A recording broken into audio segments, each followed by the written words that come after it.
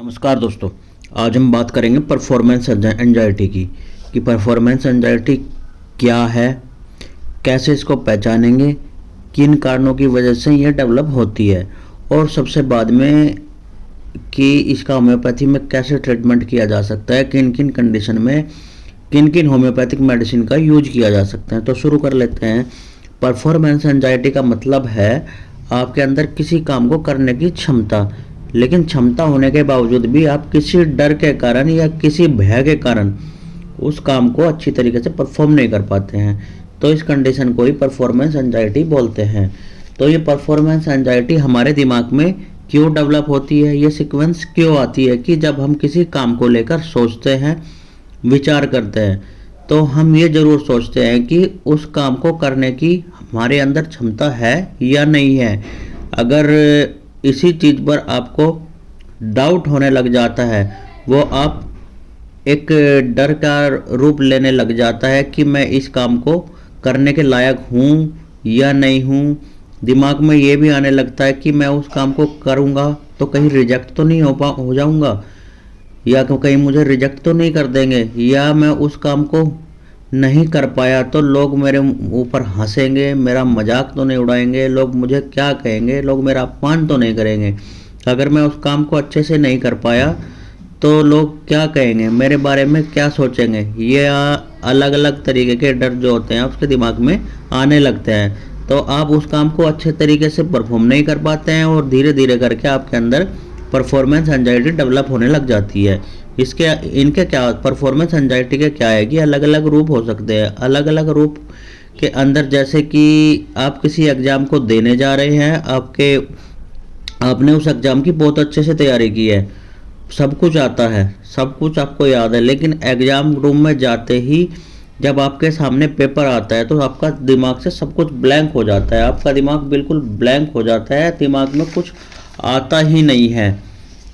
ऐसा लगता है कि आपने कुछ पढ़ा ही नहीं था, आप लिख ही नहीं पाते हैं, कुछ सोच ही नहीं पाते हैं, जैसा आपने कुछ पढ़ा ही नहीं था। या फिर आप किसी इंटरव्यू में जाते हैं और जिससे कि आपके अंदर एबिलिटी है, आप पूरी नॉलेज रखते हैं उस बारे में, और इंटरव्यूअर के जैसे ही इंटरव्यूअर आपके सामने आता है कुछ बोल ही नहीं पाते हैं, ब्लैंक हो जाते हैं। काफ़ी लोगों को इन समस्याओं का सामना करना पड़ता है कि मैंने तो पढ़ा था, याद करा था और मैंने सबको सुना भी दिया था, घर में पढ़ा लिखा जिसने मैंने सुना था मैंने सबको सुनाया था, लेकिन एग्ज़ाम या इंटरव्यू में पता नहीं क्या हो जाता है, मैं सब कुछ भूल जाता हूँ। और इन सब को लेकर आप अपने आप को अपमानित महसूस करने लगते हैं कि मैं क्यों नहीं कर पा रहा हूँ, मैं बोल क्यों नहीं पा रहा हूँ, हर जगह से रिजेक्ट हो जाता हूँ।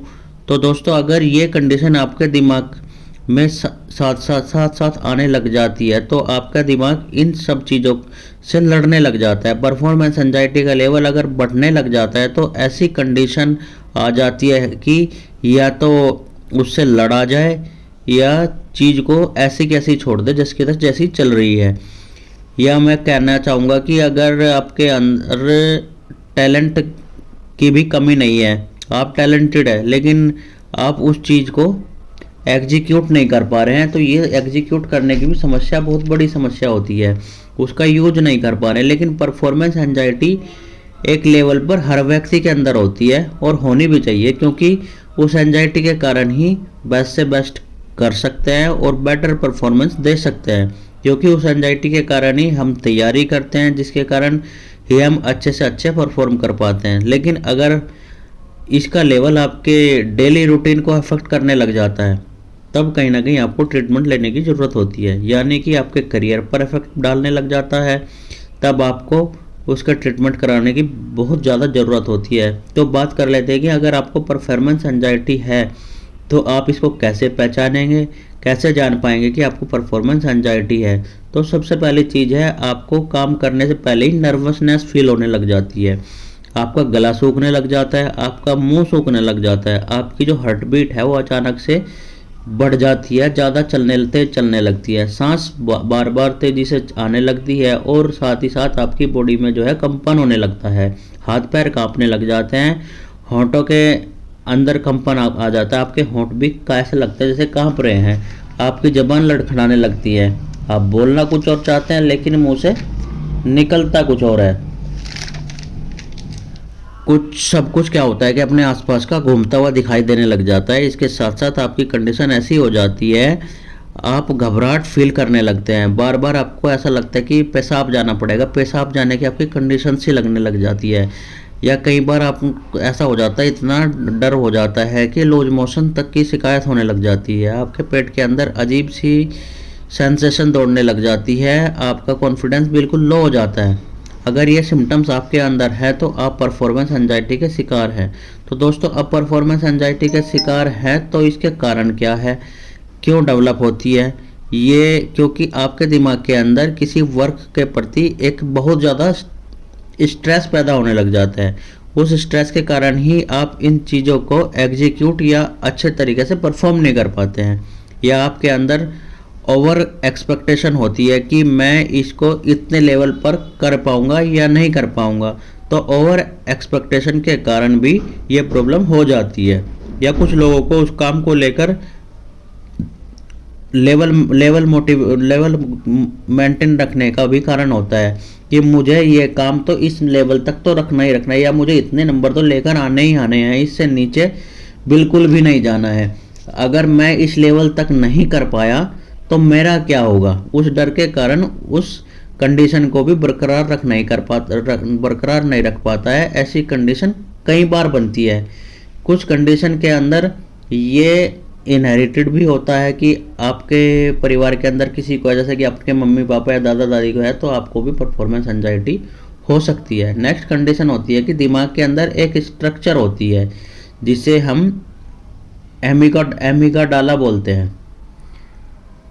वो हमारे इमोशंस के साथ ट्रीट करती है, हमारे इमोशंस को कंट्रोल करती है, और हमारे इस जो कंडीशन है उन कंडीशन को भी कंट्रोल करने में मदद करती है। तो अगर जो आपका दिमाग के अंदर स्ट्रक्चर है एमिगाडाला, उसमें कोई चेंजेज आ गया है तो अभी आपको परफॉर्मेंस एंजाइटी की शिकायत हो सकती है। और सबसे इम्पोर्टेंट कारण तो है आपका एनवायरनमेंट, आपके आसपास का एनवायरनमेंट।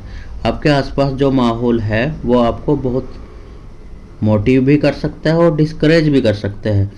आप अगर आपके साथ वर्क करने वाले लोग आपको डिस्करेज करें कि तेरे अंदर तो एबिलिटी ही नहीं है, तेरे से तू कैसे कर पाएगा, तेरे से नहीं हो पाएगा, हंसने लगते हैं, ऐसा करेंगे वैसा करोगे तो आप सही परफॉर्मेंस नहीं कर पाओगे, तो ये कंडीशन भी कई बार आपके साथ बन सकती है। तो अगर आपको परफॉर्मेंस एंजाइटी की समस्या है तो आपको समय पर ट्रीटमेंट लेने की ज़रूरत है, जिससे आपका डेली रूटीन अफेक्ट ना हो, आपका करियर अफेक्ट ना हो। बात कर लें मेडिसिन की, तो होम्योपैथिक मेडिसिन बहुत ही अच्छा काम करती है। होम्योपैथिक मेडिसिन इतनी पावर रखती है कि ये आपके एक एक इमोशंस को कंट्रोल करने के अंदर बहुत ही अच्छी एबिलिटी रखती है कि एक एक मेडिसिन एक एक कंडीशन में, अलग अलग कंडीशन में एक एक मेडिसिन अलग अलग तरीके से दी जा सकती है, जो आपकी जो परफॉर्मेंस एंजाइटी है, किसी भी तरह की एंजाइटी को बिना किसी साइड इफ़ेक्ट के बिल्कुल ठीक कर सकती है। तो बात कर लेते हैं हम मेडिसिन की। तो सबसे पहली और पावरफुल मेडिसिन है अर्जेंटम नाइट्रिकम। जिन लोगों को भीड़ में जाने से डर लगता है, स्टेज परफॉर्मेंस से डर लगता है, उसके साथ कई बार ऐसी कंडीशन बन जाती है कि बार बार पेशाब की हाजत सी लगने लगती है कि हाँ पेशाब जाने लगेगा। परफॉर्मेंस करने से पहले, अपने काम को करने से पहले भीड़ से डरते हैं, लोगों के बीच में जाने से डरते हैं। अगर ये कंडीशन आपके अंदर है तो आप अर्जेंटम नाइट्रिकम 30 की 5 बूंद सुबह, 5 बूंद दोपहर, 5 बूंद शाम को आधे कप पानी में ले सकते हैं। अगली मेडिसिन है जेल्सिमियम 30। इसके मरीज के अंदर ट्रेम्बलिंग होने लग जाती है, ये जीभ लड़खड़ाने लग जाती है, उसकी आंखों के आगे धुंधलापन सा आ जाता है, अंधेरा सा छा जाता है, उसकी मसल्स बिल्कुल लूज पड़ जाती है, बॉडी बिल्कुल स्थूल हो जाती है। तो उस कंडीशन में जेल्सिमियम 30 की 5 बूंद सुबह, 5 बूंद दोपहर, 5 बूंद शाम को आधे कप पानी में दी जा सकती है। अगली मेडिसिन है लाइकोपोडियम 30। इसके अंदर पेशेंट का जो कॉन्फिडेंस होता है वो लो इसलिए हो जाता है कि उसका डर आ जाता है कि मैं इस चीज़ को सही से कर पाऊंगा कि नहीं कर पाऊंगा। वो सही से कोऑर्डिनेट नहीं कर पाते हैं कि मैं कैसे करूंगा, क्या करूंगा। इसके कारण उसका जो होता है कि जो कॉन्फिडेंस होता है वो लो हो जाता है। इस तरीके की परफॉर्मेंस को ठीक जो परफॉर्मेंस जो होती है वो सही से नहीं कर पाते हैं। तो इसके लिए लाइकोपोडियम बहुत ही अच्छी मेडिसिन है। तो लाइकोपोडियम को 30 पावर में 5 बूंद सुबह, 5 बूंद दोपहर, 5 बूंद शाम को दी जा सकती है। अगली मेडिसिन है साइलिसिया। इसके पेशेंट में भी वही कंडीशन होती है जो लाइकोपोडियम के पेशेंट में होते हैं, लेकिन हाँ बस इसमें थोड़ा ये होगी, ये इसका पेशेंट जो ईगोइस्टिक होता है कि मैं इस लेवल को बना पाऊंगा कि नहीं बना पाऊंगा, या यदि यानी कि उस चीज़ को मेंटेन रखने का प्रेशर अपने दिमाग पर बनाए रखता है। तो ऐसे पेशेंट को साइलिसिया 30 की 5 बूंद सुबह, 5 बूंद दोपहर, 5 बूंद शाम को आधे कप पानी में देनी चाहिए। अगली मेडिसिन है, बहुत ही इंपॉर्टेंट है, एथुसा साइनेपियम 30। ये बहुत ही कॉमन सी कंडीशन है, काफ़ी लोगों के साथ होती है कि जब एग्ज़ाम देने जाते हैं तब हमारा दिमाग एकदम से ब्लैंक हो जाता है, दिमाग काम करना बंद हो जाता है, या बहुत ज़्यादा डर लगने लग जाता है कि एग्ज़ाम में याद ही नहीं रहता है, कुछ नहीं हो जाता होता है, परफॉर्मेंस बहुत ज़्यादा इफेक्ट हो जाती है इसकी वजह से। तो एथुसा 30 की 5 बूंद सुबह, 5 बूंद दोपहर, 5 बूंद शाम को दी जाती है। इस तरह की अलग अलग कंडीशन की अलग अलग होम्योपैथिक मेडिसिन है जो आपको पूरी तरह से ठीक कर देंगी, और आपकी कंडीशन को समझकर, आपकी सिम्टम्स को समझकर अगर सही होम्योपैथी मेडिसिन दी जाए तो आपकी जो एंजाइटी है वो बिल्कुल तरीके से ठीक हो सकती है।